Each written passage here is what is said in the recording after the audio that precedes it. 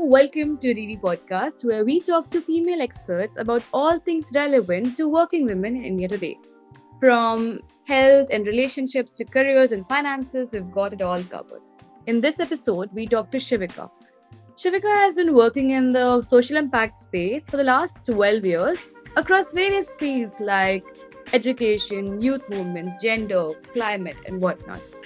In 2020, Shevika founded Kuviraa. Kuviraa is a non-partisan initiative to help young girls participate more in democracy through strategic communications and involvement.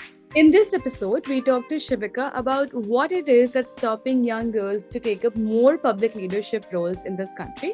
And alongside, we also talk about entrepreneurship, what it means to be a working woman in India today, how the world can change for better, and what can we all do. Let's begin. Hi, Shevika. Thank you for spending this Saturday noon with us. We're super glad to have you. Thank you. I'm so excited to speak to both of you today. Anshika, over to you. Okay.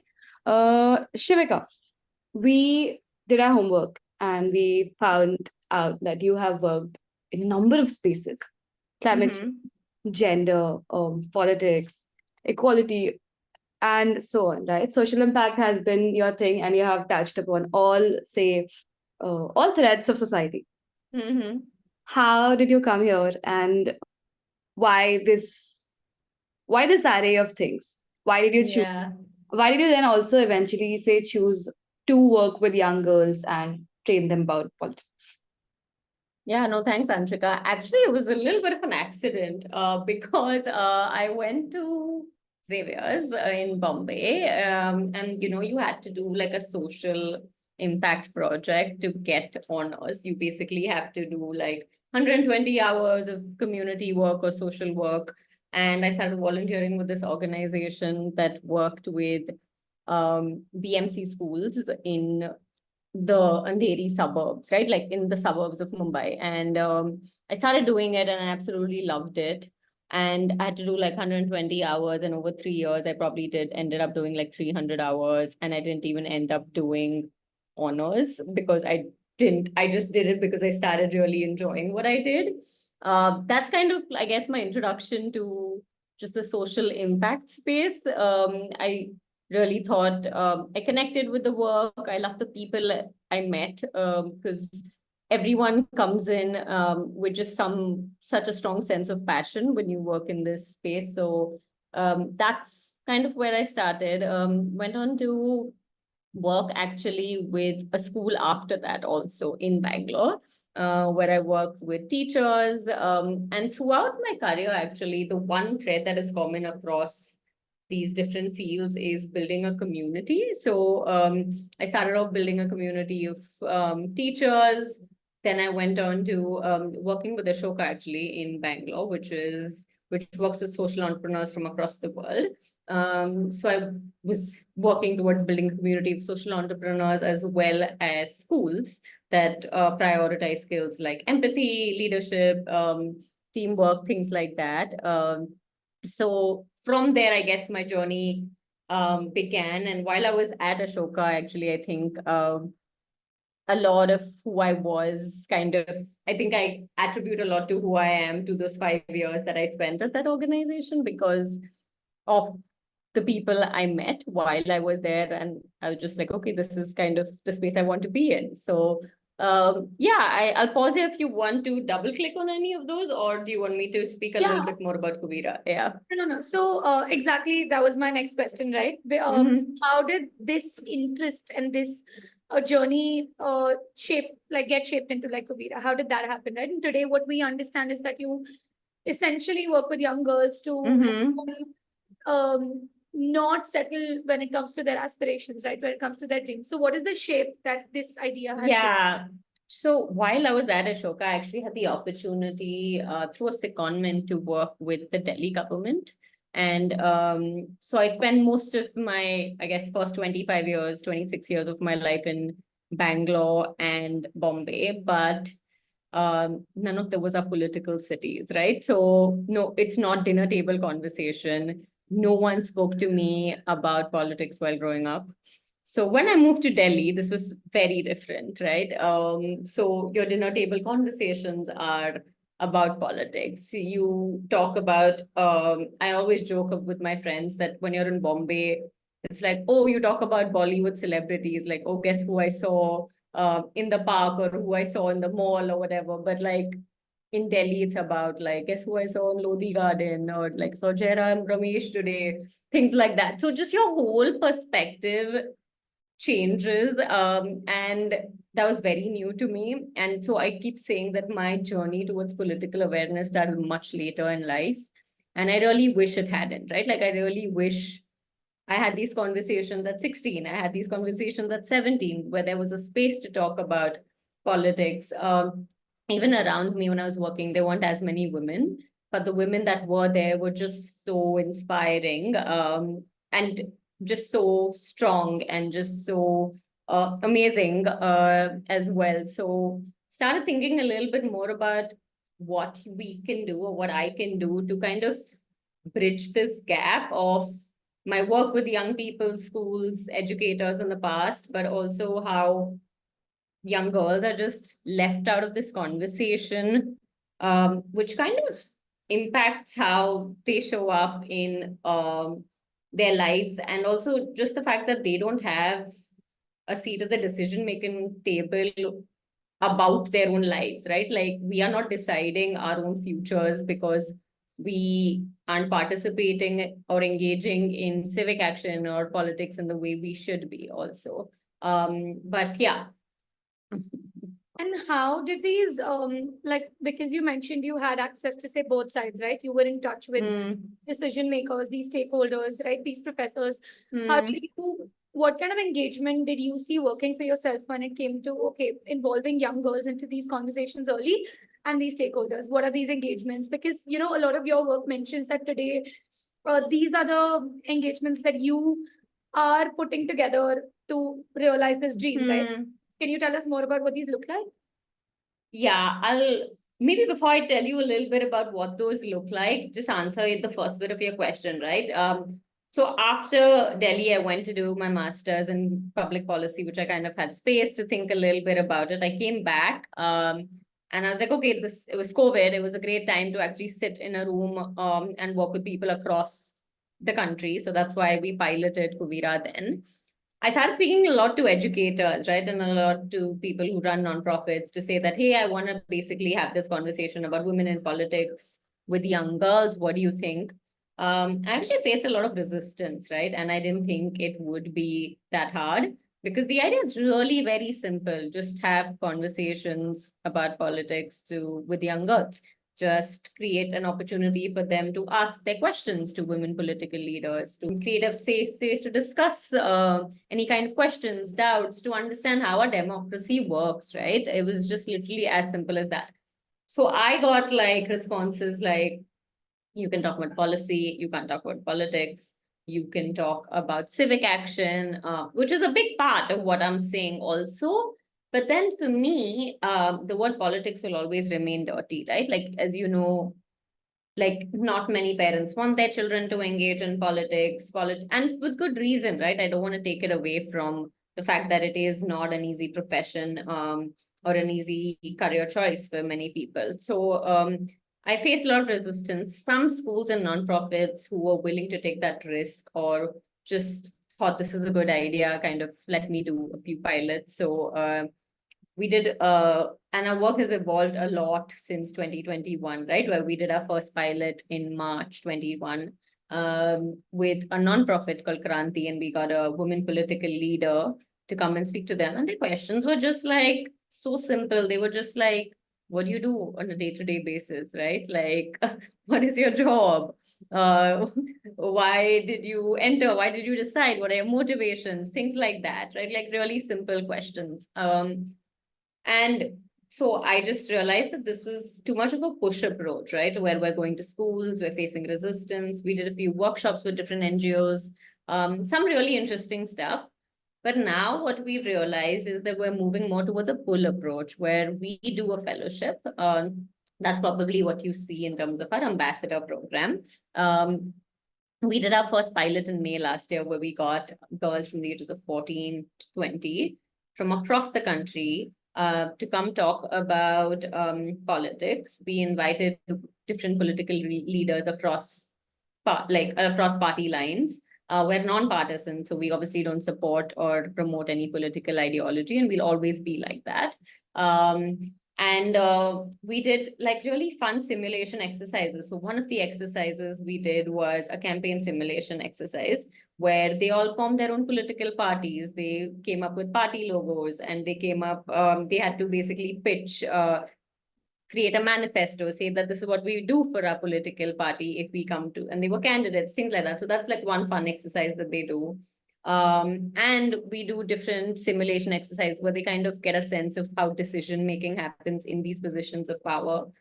We do a form of a Janta Parliament in partnership with another organization called Madhyam. So different exercises and different ways in which they engage. But a big part of this is to create a community of girls who are passionate about similar things, have similar interests, and really care about India as a country, and who really want to see a representative and a vibrant democracy, right? So a lot of our work is focused on group work. A lot of the idea is for them to form those bonds, even though they come from different parts of the country. We have someone from like Mathura this time. We've had someone from Katihar in Bihar. We've had people from Udaipur, Bhatinda. And there's no way we would be able to reach all these girls if we did this in person, right? So a lot of people say that, oh, why don't you do this in person? I'm like, then how would I reach like all these other girls who also don't have these opportunities to come out and discuss these things? So yeah, it's been a lot of fun. We're doing our campaign simulation later today. If any of you want to come and join us at 5 p.m., I'll send you both the link. But I think it's really fun to just see them pitch their ideas and pitch and basically act as political leaders. So yeah. Yeah, for sure. So I have a question. I've been itching. Yeah. Okay. When I go out in the internet, I see so many things about how children should be raised, and I have so many thoughts, and I don't publicly express them because I don't know if a 21-year-old kid should be having opinion about raising a child. Yeah. But something I think deeply about is how and when do you say introduce a child to politics or to leadership, to public policy? Is there at all an age which is too young to say, oh, I will not introduce my kid to politics right now, maybe somewhere in the future? And I've seen that happen a lot, right? Heated political debates happening on a table within the family, and the kids are told to go away or like not pay attention, go do your thing and things like that.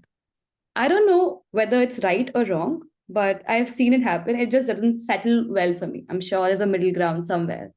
So, how does one navigate this? I don't know if I have the answer to it, but I can tell you what I've learned from working with young people and speaking to a lot of parents actually over the past 3-4 years. So 2 years ago, I did like this exercise where I spoke to a bunch of different parents of teenagers. A lot of them said similar things to what you're saying, right? But this is also like urban middle class, upper middle class, like that's a section of society. And they just said that they're trying to shield their kids from politics because of how badly the media portrays politics, right? And they said that some of them said that they talk about these issues from a social justice lens. So they'll basically talk about unemployment. So they said that they spoke about the hijab ban. Like, so they'll talk about those issues, but not necessarily directly related to politics, right? Some parents said things like they wait for their child to come and speak to them about politics, and if they do, then they'll engage, but they don't bring it up. And I think a lot of them asked me, they're like, how do we basically speak to them about it? Like, do you have tools or do you have a toolkit? Because some of them want to have these conversations, but because of just how, say, media covers the issue or just how tense it can be, they don't want to basically touch upon it. So that's one set of parents. The other set of parents also said things, again, in the same socioeconomic group, said that their kids are too apathetic. and they'll care more about global movements like Black Lives Matters compared to what's happening in our country, right?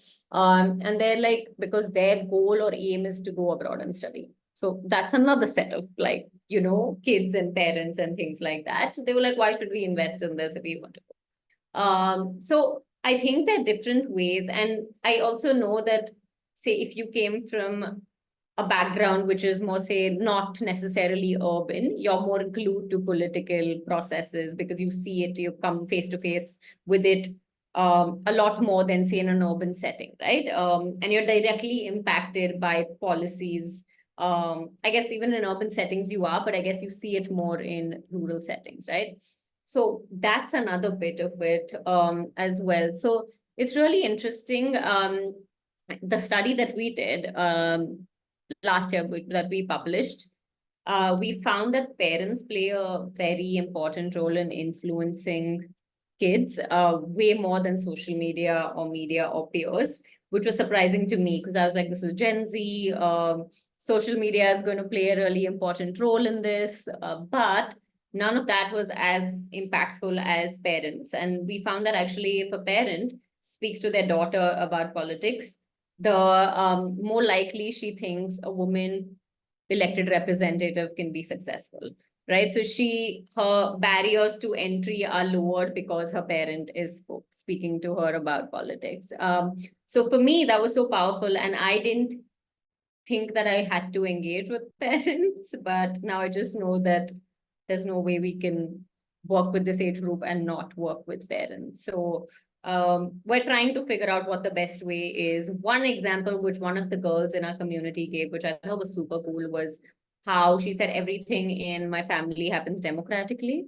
So lunch times or like what we're eating, where we're going to go, everything happens in a very democratic way. And their parents take into account everyone's vote. And that's how their parents kind of help them understand what democracy or representative democracy looks like, and kind of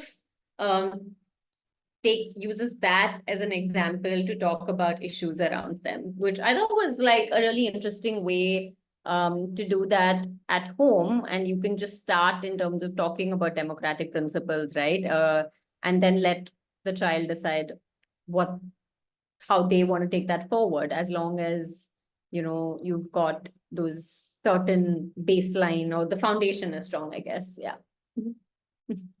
Shevika, that is so interesting, right? Because I think I've seen this in very, very small numbers, wherein a lot of my peers, what they believe in comes from the kind of news channels that were played up in the home, right? Like what did their parents watch every Sunday? Yeah. Their parents watch every morning, and if there was a pattern in that, they followed that. And it's taken a lot of time for them to say believe in something else or even be open to seeing that. So I think, yeah, it's surprising to me as well. Yeah. You briefly touched upon this already, right? Now, just like a lot of other industries and areas, even, I mean, the gender gap in even politics is skewed, right? Like it exists, it is a lot. How would you, before we get to specifics, right? How would you say the current state is in India? What are the what are the opportunities for girls? What is missing for women today? And one of the things that you mentioned already is just a forum for conversation, or just an opening for women to believe that, okay, this is an area that's a possibility for me, right? Like Yeah. when they think about their dream, for this to be a part of it, that the forum doesn't exist, right? Yeah. What do you think is the challenge right now? Yeah, I think it's all related, but one is, I guess, the encouraging news is the women's reservation bill was passed last year, which basically talks about the need, and basically it reserves 33% of seats for women in the Lok Sabha and the state assemblies. It's not yet into effect, but hopefully it will be soon. So that is one, I guess, encouraging factor for a lot of girls, because I guess they can see that we now will need more women in elected like offices. So that's one bit of it. I think the other bits are also just in terms of how media portrays women across the world. This is not an India specific problem. Women politicians, right? Like when they talk, I remember when I started doing research, one of the first few articles that showed up was 10 most beautiful women politicians.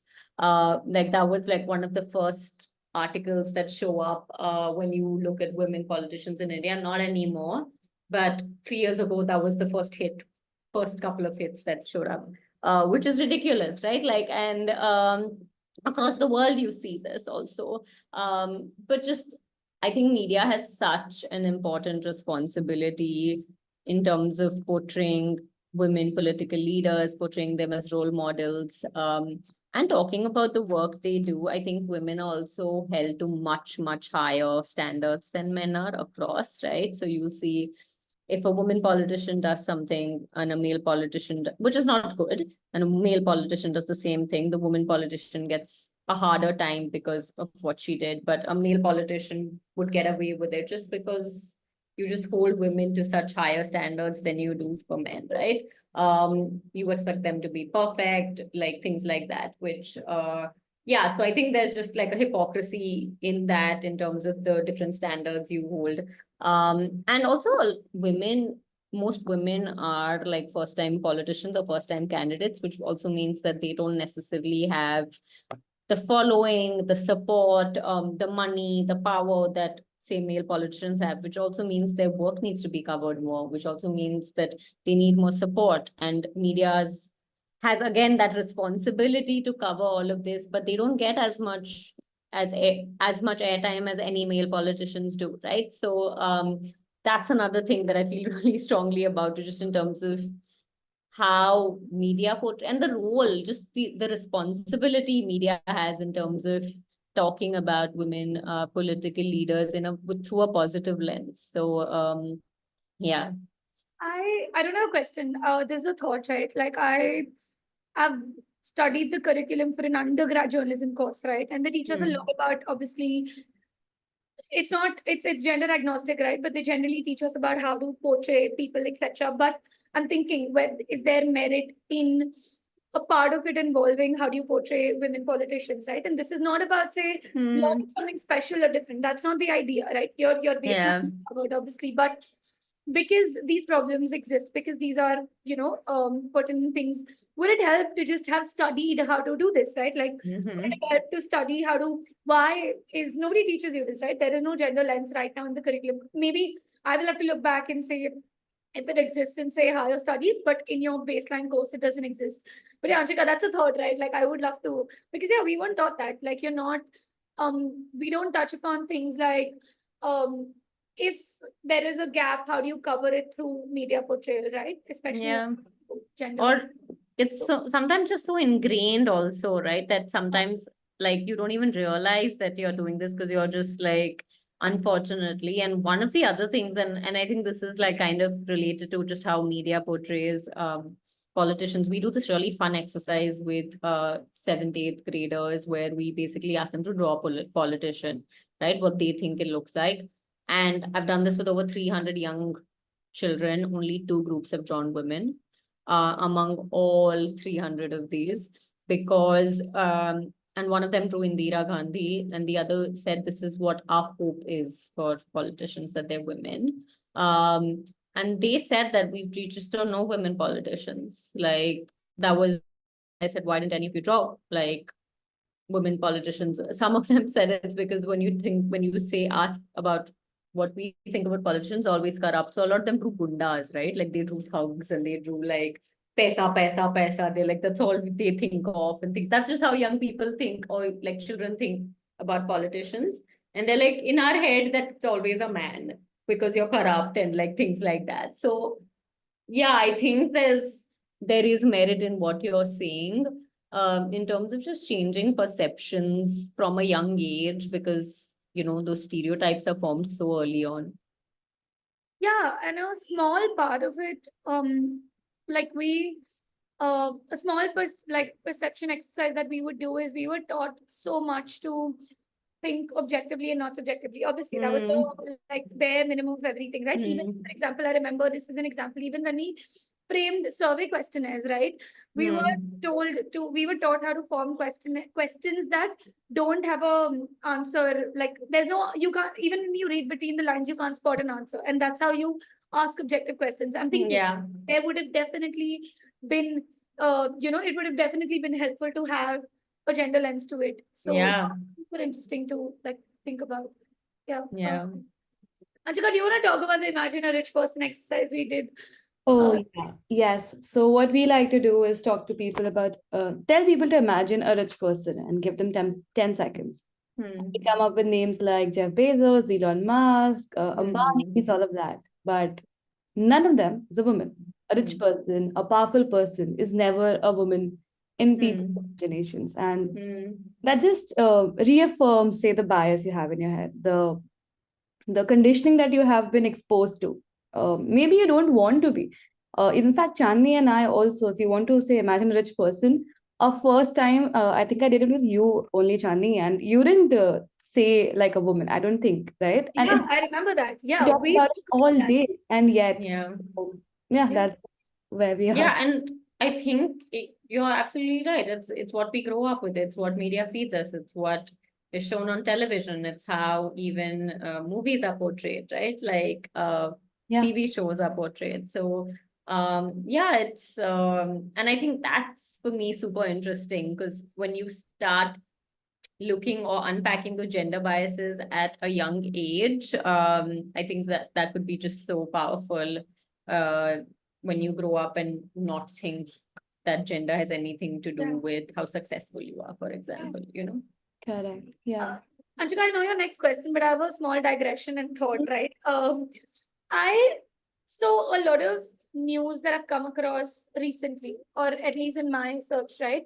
When I read something from a female politician, the article typically talks about the woman is giving advice to say other younger women on like why it's important to have more women in politics. One theme. Theme two would be that I'm probably reading about why we don't see more women in politics. I think it would be interesting in the next decade if we see more of these articles, just like any other gender. I mean, like, why can't I just hear a speech about, say, their work and not a woman telling another woman, like, you need to be here? You know what I mean? Like, say the term Yeah. majority right now in terms of conversations come from. Again, just a thought. But because of what you mentioned, I'm trying to think about what are the last few things I remember reading on the internet about from politicians. And those are conversations about women in politics, not conversations about politics. Um, that is Yeah. to think about too. Yeah, because there are so few, and I guess like journalists are just like, we need like, I guess now that we have you, what can we do to Help get us get more? more. Yeah. Yeah, so yeah, you're right. I hadn't actually thought of it that way, but yeah, absolutely right. Same, not until now. I don't think Anshika and I have spoken about this. Literally just a break, like just a thought right now. Yeah, Yeah. yeah. Um, Chandni, now that you mentioned news, I have an interesting question, Shivika. We have a news group where we share all news related to women, talking about women, etc. And here, a trend I've been noticing is every government, every organization, every nonprofit is trying to get more women drivers on roads. They're getting them, they're getting these pink vehicles, which I'm not a fan of. Okay, we'll take that. But yeah, I see this trend of mobility for women being promoted in public conversations, right? My question is, uh, does this at all help women be more present in leadership?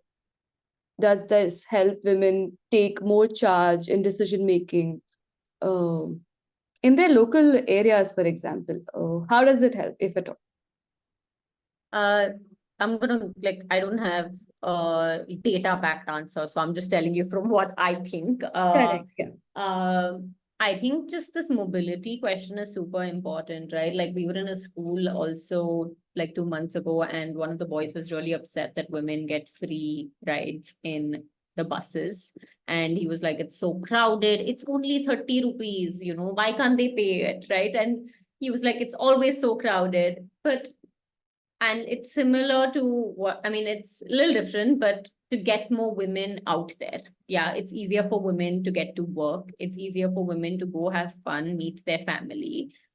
just leisure, right? It's easier, like, because unfortunately, a lot of times getting out of the house means also, in many circumstances, asking for permission from the male of the family. And when there's money involved to get out, or if it's a safety issue to get out, he's probably going to say no, because he's like, who has the money to pay for 60 rupees for this bus ticket for you? Or my dad, he knows that if there is a woman driver driving me back home, he'd sleep better at night, right? Which means that I can probably work later. And he's not worried about it, which means that I can probably go out to see my friends, or I can just do so many more things. I feel safer. Actually, I've never actually had a woman driver in a cab ever. So I would love to see where they are, because I don't see them. I actually saw a couple of women rickshaw drivers and I loved it, but I haven't seen that many out there as yet.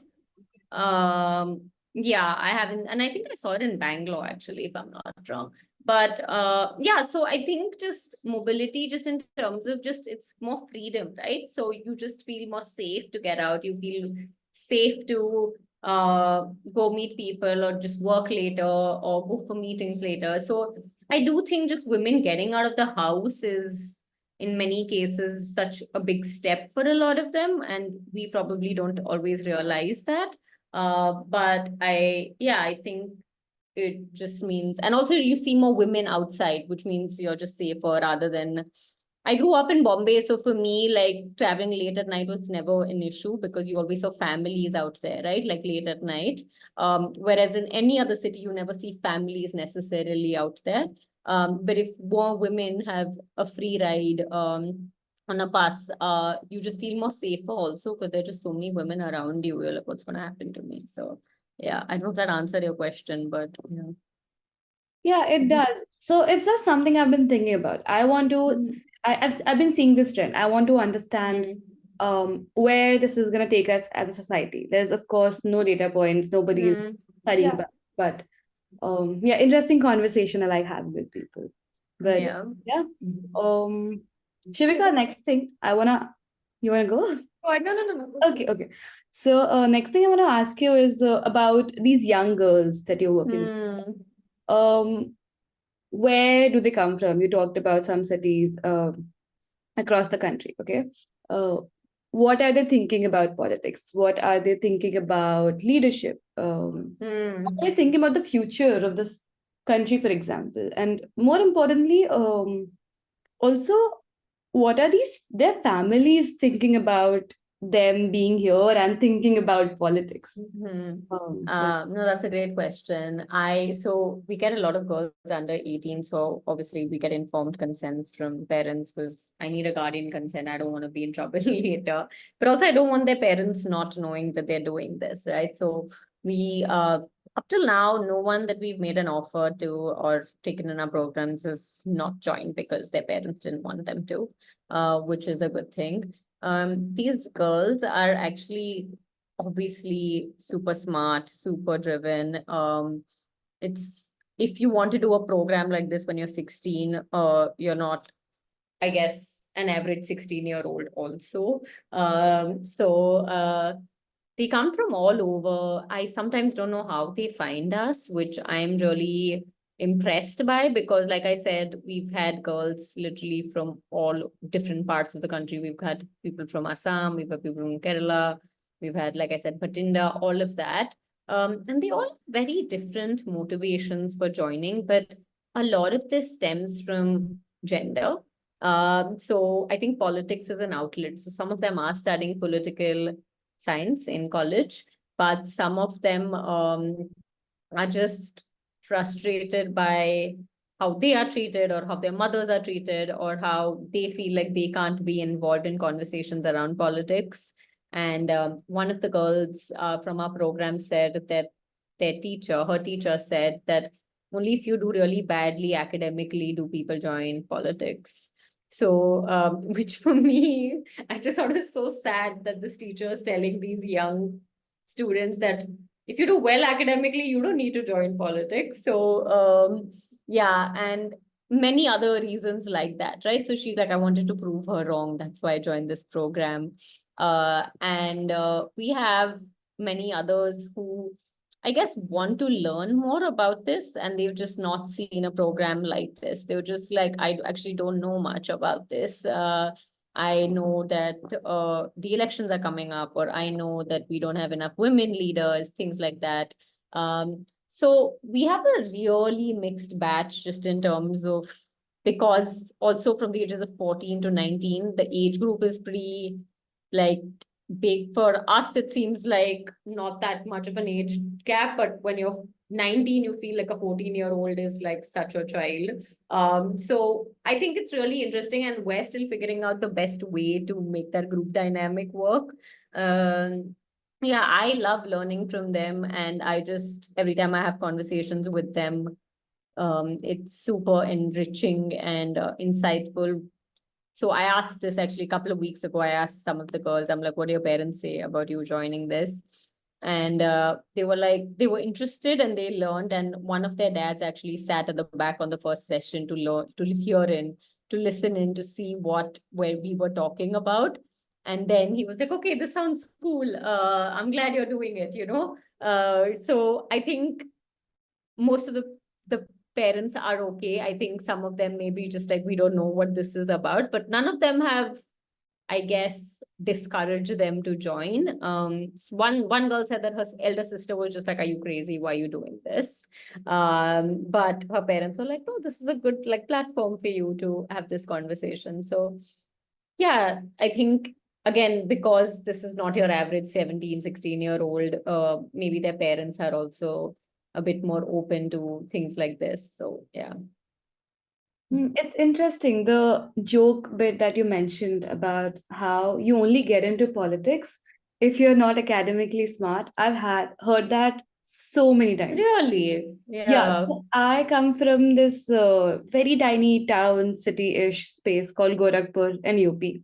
Hmm. Growing up, I think this has been a very common joke in our class, saying things like, uh, say XYZ kid, Hmm. वो पढ़ाई नहीं करता वो तो नेता बनेगा. Like this Hmm. so I had common. never heard this, like I had never heard Yeah, this. same. Yeah. And I think that's also because of this stereotype that our leaders are not educated enough, so you don't look up to them as say smart people Hmm. with the same gunda image that people have in mind. You're not studying, you will go up Hmm. to be like a ruffler and I don't know, just be a leader, political leader, student leader, Hmm. union leader. These things are things that are looked down upon. And I now realize that's where leadership starts, and like that's where you say practice things like that, right? Yeah. In fact, I've always been told if you want to say be a leader, go to the services, be an IS officer. Um, Hmm. I've never had this conversation, but if I were to mention that, hey, I am thinking of being like the MP of this constituency, I don't know how my folks would react. We have never Yeah. had a conversation. Uh, Yeah. we've never also created the space to have this conversation. So yeah, Yeah. it's a weird, funny space there. Yeah, yeah. Most girls I've spoken to have probably not had this conversation, right? Like with their very few of them. And that also you'll see this because if someone in your family comes from a political background, then you probably will have this conversation. Or someone like, your uncle, chacha, mama, someone is like, a political leader or in politics, then you probably have it. Yeah. So and then they're more open also to supporting you, things like that. Yeah. Yeah, Shivika, one of the other things that we wanted to understand more about is what your life and work looks like, right? Because you've been working in nonprofit for a while, the kind of people you interact with are different. Who are you speaking to? What do your days look like? What would you tell other like people and women who want to get into the same space as you? Like, what would you warn them about? What would you tell them is the highlight Yeah. of the work? What would that be? Yeah, I feel like I could go on and on this. But to start off with, I think the reason I like what I do is also because no 2 days are the same and every day is super different. And this has been for most jobs that I've done, right? Like it's not just at Kuviraa, but I think I like the uncertainty. I like being able to like problem solve and you being able to see in most cases the impact or the intended impact of what you do, right? So for me, I actually really enjoy the problem solving, or I really enjoy engaging with issues and things like that around me. So that was one big part of it, but also just the reason I think I also stayed in this sector is because of the people I met around me, right? Because um, everyone's so passionate, everyone's so driven, and like they just come from such different experiences than you do. And I've learned so much from everyone I've worked in, and some mentors and some friends that I know will be friends for life because I worked with them or because I met them in a situation where you're collectively trying to solve problems. And for me, I think a lot of everyone who knows me since I started working knows a very different side of me than my childhood friends do. Because because when I started working at say 21, just your values, your ideology, or just the things you care about are just so different than when say I was 16 or 17 or 18. And those friends just hold a very different part in your life. Of course, I have a lot of childhood friends who I love and I'm still very close to, but it's just very different than say people you meet through work. And just they're just so inspiring. So I know I haven't given you specific answers, but for me, a big part of it is the people. Yeah. Do you, is it the, what is the advice question? What, Yeah, like, the what, advice question was, and exactly you mentioned exactly that. No 2 days are the same. There is no hmm, playbook to doing this, right? Like you are hmm, probably each time you come across a different roadblock, and like you said, even yeah. is solving that. So you wouldn't have a playbook. What is something you'll tell? What's the advice you'll give somebody who is working in this space with no playbook, right? What is something you've learned? And it could be something as simple as like keep going. It could so that it doesn't have Yeah, to got be it. Yeah. advice for work, right? But that's Yeah. what I understand. Yeah. One of my mentors told me this. He said that don't do anything serious until you're 30, which I think is a bit much. That's not what I would want to pass on. But in that similar, he was basically like learn and experiment till you're 30, right? But for me, I think I would say this learn and experiment for the first couple of years after college because you won't you won't do that again. So when I was 20, I moved to Uganda for 6 months. So I lived in a house with 20 other people, and I don't think I'd ever do that again. So I did that because I was 20, right? And money is, I mean, sure, if you make enough to take care of yourself, I think that's okay. But just those experiences that you get in the first couple of years that can really help shape the rest of your career, I think is super important because you're not going to do a job that pays you less money when you're 30, right? Like, because you have responsibilities. I guess, want to do more things in life than you didn't do at 21. So I think that is like one thing. And also like choose the people you work with, right? The company, the organization is important, but I think your managers, people who you can look up to, who can support you are like super important. And yeah, just I guess get your tribe of mentors, which I think will be with you and support you forever. So yeah. I think Anshika and I got lucky with the last part. Super, Hmm. super glad and grateful. But no, Yeah. Shevika, that was exactly the kind of answer I was looking for. Something Yeah. I think it applies to me also, even if I'm not in the, Hmm. and it applies to most Yeah, of. of course. Yeah, yeah, yeah, yeah. Awesome. That was all questions from me. Anshika, did you have anything? You Yes, I do have something. So, Shivika, something we've been asking every guest in the podcast is, what do women want? And this is intentionally a very open-ended question. Feel free to answer it however you'd like. This is actually part of what I wanted to say in the earlier one, but like for me, I'm at the stage where I don't want unsolicited advice from men. Because I get a lot of, so what, I guess it's part of the advice that I would give to someone. Like, don't take advice from someone who you don't want to be, and don't take advice from someone who doesn't have like similar life experiences as you do.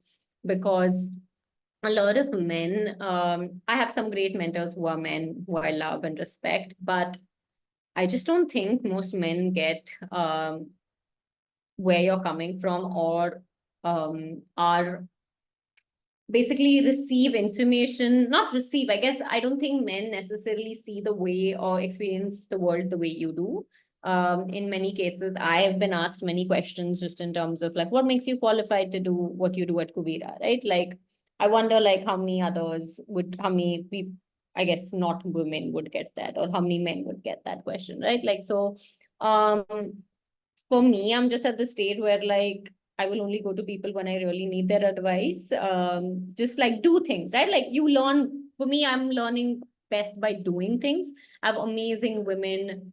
I'm just, the older I get, the more inspired I am by women. And I'm just like, wow, look at these women. They're so amazing. And they did all this work, given all these things that were happening in their life and just all these experiences that they have had. So for me, I just don't want unsolicited advice from men, because everyone doesn't experience the world the way they do. It's a different time from when they would where they are in their careers. So I don't know if that answers your question, but that's just one thing that I feel really strongly about. I just say I don't take advice from men anymore. I'm just like not going to. I'm just not going to, you know? I think this is what we, Anshika and I, talk about when it comes to representation also. Like, okay, so like that day I'd asked somebody, what is it that you tell like a fellow woman, what kind of like what advice would you give her, right? When somebody told me, hey, my advice is gender agnostic, but I'm gonna give it, like, I'm gonna list it out anyways. And that's when I realized that the idea was not that the advice has to speak to a woman, it is who it is coming from. I'm more likely to just a Shevika, or like, hear you and understand you, and your advice is more likely to impact my life, because I know that you've lived similar experiences, right? You like you have the context of being a woman. Yeah, yeah, Like yeah. that's something we say all the time. Like that's the reason we need to hear from more women. It is not that we don't want to hear from men. It is not that. Yeah, of course. It is who And they'll impacts tell your you, life. even if you don't want to hear from them, they will tell you. Yeah. Yeah, I think that is, yeah, for sure. Yeah. Yeah. And like not to like sound like super like angry and like whatever. I mean, you should be, but like I'm just saying that I just feel like I've heard enough, or I see enough, but now I want to like I just want to listen to women in my life and who are Yeah. just amazing, you know? Yeah. For sure. Yeah, I just Yeah. want to talk about this idea of angry women. Yeah. Something I like to think a lot about is how women are expected to not be angry. Of course. They're Not, always supposed to smile. yeah. So Yeah. I love it. I just love this whole conversation, this thread of conversation about angry women and how they're actually expressing themselves, and that could Yeah. be anything. I think we just need to be more accepting of that. So, yeah. Yeah. No, thank you so much, both. This was like a super fun conversation. I had a lot of fun. Yeah, we did Yeah. too. Yes, we did too. Thank you so much.